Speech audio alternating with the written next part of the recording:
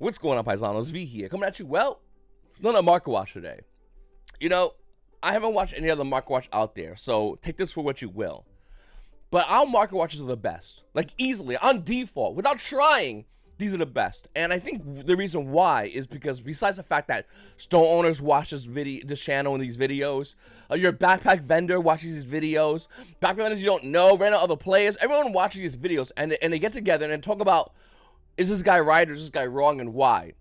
And they really want to like deep dive into cards and have that conversation.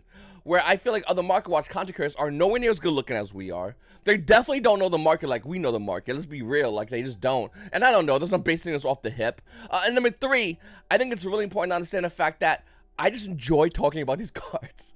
I got up 2 seconds ago. I didn't shave. My screen's over there. I'm not getting it. I just know cards really well. I don't have the energy or time or consideration to set this whole beat, you know, and maybe I'll do eventually, sure, but I just want to talk about cards today. And one of the things that's really annoying me that I want to talk about right now is Elemental Hero Stratos. There's a bunch of cards we're going to be talking about on this market watch. We are, but Elemental Hero Stratos really annoys the living crap out of me. Before I say anything else, I want to say heroes are a virus. I don't know what's going on in this game, but they are. And eventually, you play this game long enough, you're going to play heroes. It's inevitable. Whether you start off or at the gate playing heroes, or you're like me, 20 years in, and out of nowhere you're like, I really want to play heroes. Like, it's going to get you. So make peace with it, accept it, and figure it out. There's a lot of things I want to get for heroes, by the way, but one of them is going to be Elemental Hero Stratos. Now, I'm not going to buy this tomorrow. Probably. I'm not going to buy this day afterwards, but inevitably, I will probably play heroes on this channel. And a live stream on Twitch TV, YGOPaisano. Today, I'm starting streaming. Today, I'm really excited. Check me out, YGOPaisano on Twitch. We're doing remote duels, bringing it back, and I'm really excited, actually. But besides that, which is the best hero? Elemental Hero Stratos Starlight Red, A Burst of Destiny, or Ultimate Rare Elemental Hero Stratos. Now, me personally, I like what looks really nice, but I also like the highest rarity. And if you're playing heroes, you're accepting the fact that you're going to have a lot of losses, so why not lose but looking good? Imagine going to Yu-Gi-Oh! Locals getting 04, but you leave in a Lamborghini. That kid that won first place has to get a minivan and get excited about mom's macaroni and cheese when you left in a Lamborghini. Who's a loser? Probably you, but you have a Lamborghini. That kid doesn't. So, like, for those couple of hours, he is like a Viking warrior. But the second that Locust is over, guess what? Reality check. I have max rarity heroes, and I'm going to leave in a Lamborghini. So that's why I think hero players should start buying Lamborghinis. But looking at Elemental Hero Stratos, which is the best one? I think Starlight Red would be the best version to get and use. What, right? Ultimately, if you play heroes long enough, you should have a playset of each of these. If you can't afford them, of course. I mean, if you can't, no big deal. Collect cans. These aren't that expensive. Like, they're not. We saw a little bit of a price jump on Starlight Red Elemental Hero Stratos, but I'm seeing it's still roughly around $200. In fact, looking at the Ultra Rare at an OTS Format Pack 9, is 9? No. Yeah, it is 9. Okay. 9, that bad boy is roughly around 143. Like, they're not that big of price differences. Get a playset of each. You're playing heroes. You're probably not playing any other deck in the game for a while. Like, why not soup out the crappy card you have? Does everyone, listen, I'm not sure if you're young or whatever. My channel demographic says you're not. So everyone probably knows the experience of getting a car that we all know is a piece of shit. But you soup it up. You add a lot of cool, goofy shit you found on Amazon with. Because it makes it sound like it goes faster. It doesn't. But whatever. We've all done it. We've all done it. If you say you haven't done it, cool. Get your license and come back and talk to me. But looking at Elemental Hero Stratos, I think that's kind of what you got to do in this situation. Is just get a playset of both. Also, before I start the rest of the market watch, make sure to go to my website, YGOPaisano.com. I have the best field centers and tokens out there. No question about it. I challenge you to find something better. And if you do find something better, you probably just found this website, idiot. Like, it's YGOPaisano.com. There's nothing better. This is the peak of perfection. All right. Then we have Legend of Crystal Beast Structure Deck. These are probably being brought up. So someone asked in my last video, I remember, I said, V, how do you feel about MSRP rising? I don't like it. As much as I argue and joke around about flexing this game, I'm a big advocate for flex if you can. I'm not blind to the fact that a lot of people can't afford the good value cards. For a long while in this game, I couldn't afford max rarity anything. If I had one ulti, that was by the will of God, the pack gods at Walmart. For the most part, so I understand for a lot of players out there, they're like, V, what the hell, dude? I mean, it's extra dollar, but you buy 3 of these things. You're dropping $3 now. For what? For Konami? It's not fair. It's not right. And you're not Wrong in that aspect. Everything is rising, by the way. Take from a guy who's a father who has to like look at this from like a fatherly realm. The price of food is rising exponentially. Bread used to be $1. Milk used to be like $1 and change. And this was not like back in my days. This was like, what, 10, 20 years ago? That's not a long time. That's just not. I refuse to believe 10, 20 years ago is insanely long for the price of food to quintuple. Looking at Yu-Gi-Oh! Product for it to even go by $1 and give no reason or excuse, that's not fair or right. I know a lot of Yu-Gi-Oh! Players are upset about that, and rightfully so. There's nothing we can do about it other than the fact that we can all voice it together that we don't like it. Ultimately, we all say, hey, Konami, why are you jacking the price up on us and giving us the same crap? If we can do that, then I think at least Konami will at least realize, oh, they don't like it. What are we going to do about this? They'll probably ignore us, but at least we'll keep making a fuss about it. This is the very few times I'll agree when Yu-Gi-Oh! Players say cold money because they jacked the price by $1. By the way, to anyone's like that, to anyone out there who's like, V, it's only $1. Yeah, that's a 10% price jack on every structure deck of these for no reason. What? For a 40 structure deck that you're going to throw in the garbage in 2 seconds? Not fair, not right, not cool, Konami. Make that shit go back down to $1. Stop fucking us in the ass for extra 10%. You got your money. Don't come back for another 10%. That's all I'm trying to say. And I think it's a very reasonable excuse. Or give us a reason why. Say, hey, listen, which even if it's a BS reason, we'll accept it. We're Yu-Gi-Oh! Players. Like, we're at least, like, if you're gonna like break my legs, at least give me a BS reason that I can kind of like accept. Don't just do this thing where you're like, now it's $11, yes. Like, don't do that. Like, just go like, hey, listen, the printer company, those people are, fuck them. We got a new company. There's a new printer company. These guys are great, but they charge us an extra like $1, and we're Konami, and so like you're gonna pay $1, but like we got a good company, so now everything's fine. Like, I even though it's like made up, and we in our brain we're like, that's fucking whatever. Like, even though that's whatever, I'd be like, oh, that makes sense. So the minute someone goes to me, it's $1, go, bro, Konami's a mythological bullshit company. Like, we good, you know? Like, give me something. But don't just put an extra $1 and make the fucking structure deck foil. Like I'm supposed to go, oh my god, I'm gonna keep one of these. No, we're throwing these out. Like, everyone's throwing these out. We don't buy the structure deck for the box. We buy it for the cards. Hopefully I emphasize that point and hit it home enough. Alright. Looking over 2022, 10 of Pharaoh Gods. A premium droplet used to be $26, now hitting around $28. Its price is rising in droplet as it becomes more and more of a needed card. Part of Prosperity, stabilizing roughly around $45. Diviner of the Herald, definitely the card you want to keep an eye on. It's 13 now, so it used to be like 6, 8, 12, now it's 13. A lot of other cards in here, though, are starting to rise in value. I mean, was Dragoon always 12? Am I bugging? Like, why is Dragoon $12? In fact, why is this, like, no. And I'll talk about this one in a second, though. Look at the rest of the cards, though. They're all pretty decently priced underneath. Once you get to, like, Aluber and below, I feel like all the Megatin cards aren't super expensive. I think that's a really good, like, time to, like, at least consider these cards. For that, you could pick them up. I think it's really good. Then we have Pioneer and Purrely. Obviously, you're going to want to get this card. Do you get 2? Do you get 3? You obviously want to get 3, but 2 if you have to. 3 you should. Look at the current price point. It's roughly around $85 a copy. But listen, a couple of sales, it goes back, starts hitting around $90. And I think looking at the price, we'll go back, even at a month chart. It had that spike, obviously, with the ban list, thanks Konami, and just in general, by the way, but the prices are starting to come down this card, and that's something that we knew was going to happen. As you can play, get ready for the next set, which comes out on the 20th, which is the Blackwing set. I can't wait for that, because I'm going to be playing Blackwings, and more than likely Telements. Then we have Galura, Wings of Resonant Life. So, this card was posed, and you can see it, actually, we'll go to month chart, which was even better. You could see it getting ready to fall. It was getting ready to fall because the player base was like, well, obviously Super Poly is going to get hit. It makes sense for Super Poly to get hit. And then it didn't get hit, and everyone's like, fuck. So they ran over here and they bought, you only need one of these, but they ran over here and they bought this card. So this card's now roughly around, let's say, $24 a copy. Because everyone's like, dude, no way they're letting Super Poly go through. And Konami's like, yeah, Super Poly 3, yeah, fuck it. Mystic Mine, yeah, fuck it. Pastor Jack Daniels, like, we're Konami.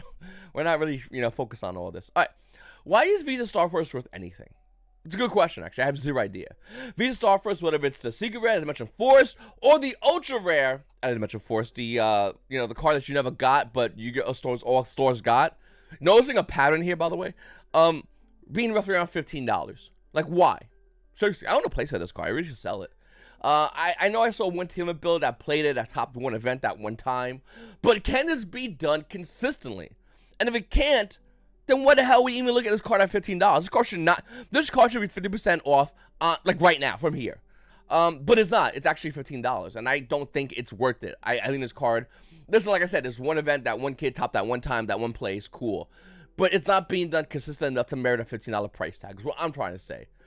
Maybe it is. I'll look more into this card. I'll probably talk about it in another Market Watch. I don't agree with it right now, though. Beyond the Pendulum used to be dirt cheap. I actually have 2 of these. I didn't think to get 3. Hopefully, I don't need to get 3. It was roughly around $13. You're looking at it right now, it's roughly around $17 for Beyond the Pendulum. And I think that's because every Yu-Gi-Oh player is getting ready for Pendulums to come back. We know in the OC there is a Pendulum deck, and more likely it will use Beyond the Pendulum because we don't have Electronite. Thanks, Konami. But we'll be able to use Beyond the Pendulum, which is still a pretty, it's not Electronite, it's more like Electrolyte, but it's not a bad card. It's a really good card.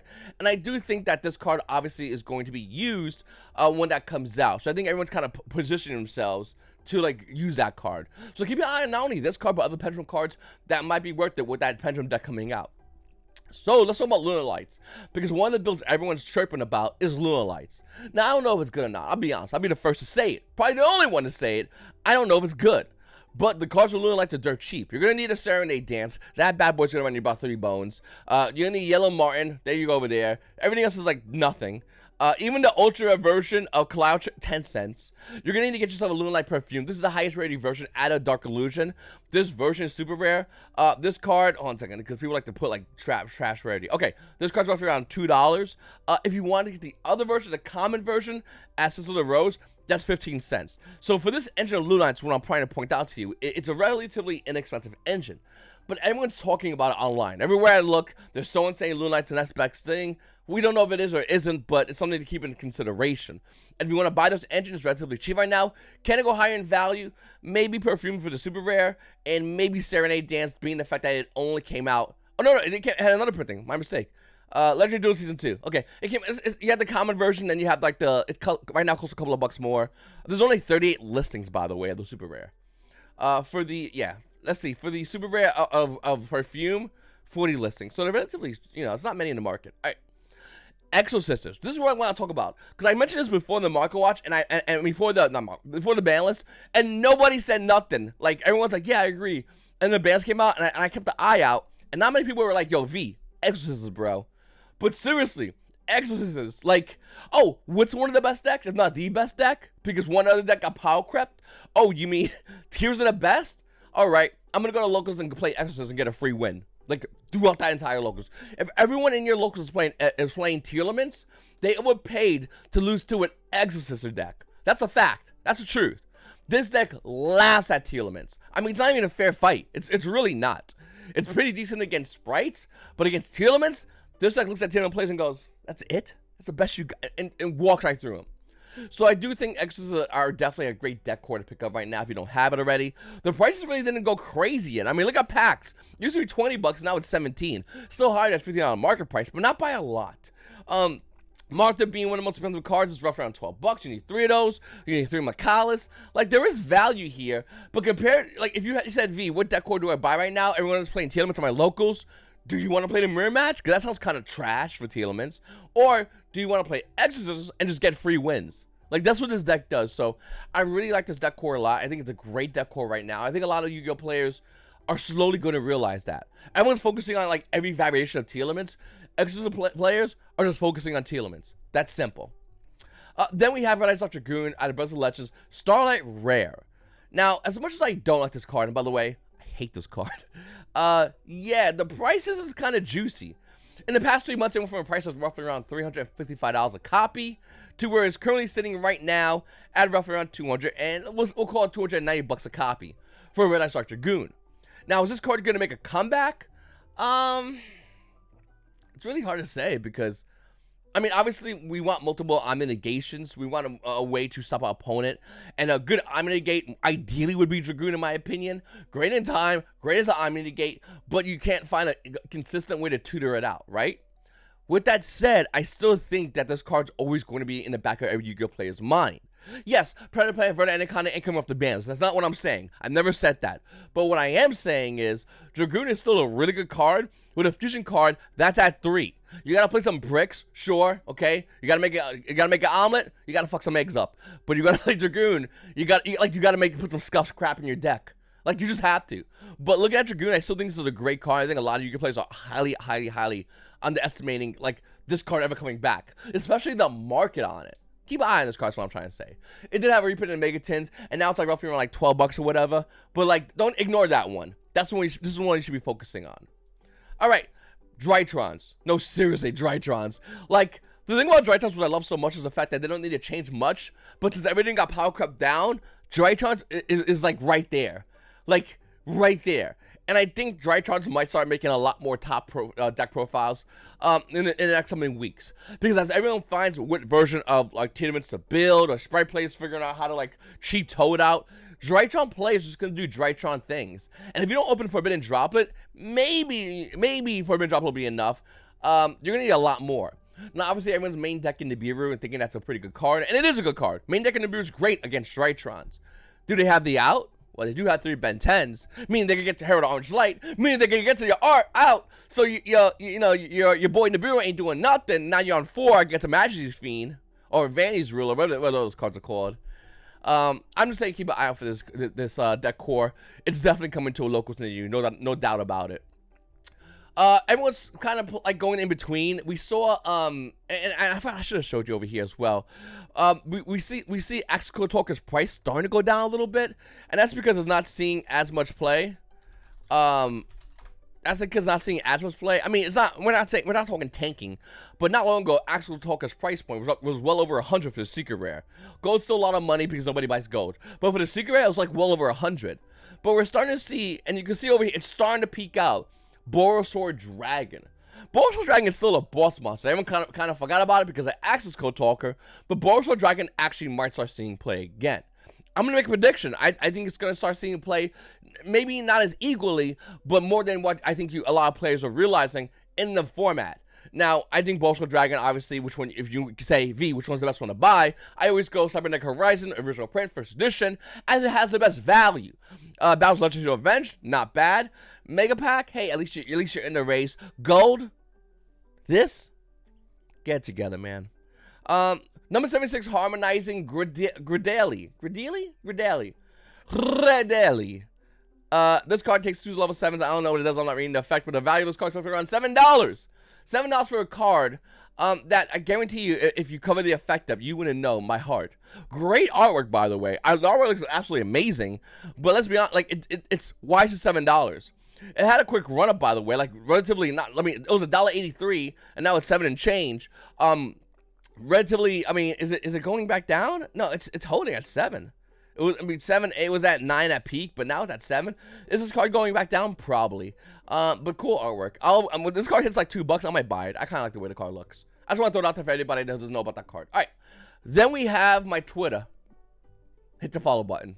Listen, Yu-Gi Twitter is toxic. It's filled with a lot of stupid people saying a lot of stupid points based off emotions and not facts, because that's what Yu-Gi Twitter is. Yu-Gi Twitter is a mom who's just woke up in the morning and who's having an attitude at you for doing nothing, literally doing nothing, like bitching at you. That's what Yu-Gi Twitter is. That's the way I see Yu-Gi Twitter. And not to like crap on everyone on Yu-Gi Twitter. Like I said, I have a lot of people I like that are in Yu-Gi Twitter, like a lot. But overall, Yu-Gi Twitter just bitches, and then people paying attention. Like when Yu-Gi Twitter bitches and people pay attention, I go, why? Just tell the fuck off. I don't know. Yu-Gi Twitter is kind of stupid. But I will say, recently, Yu-Gi Twitter did crap on Zodiac Duelist. And I always like to see Zodiac Duelist get crapped on because that Facebook group is horrible. Maybe I'll do a video talking about Zodiac Duelist in the future. I don't know. About why it's going to inevitably just go away. Because of itself. But yeah, follow me on Twitter. I post about Yu-Gi-Oh! That's like nothing to whatever. I post about Yu-Gi-Oh! I post when I go live on Twitch. Twitch TV, YGOPaisano. I post when I do my videos, so look at these beautiful little, you know what I'm talking about? Gorgeous. So I have all that stuff, and I'd greatly appreciate it if you just follow me.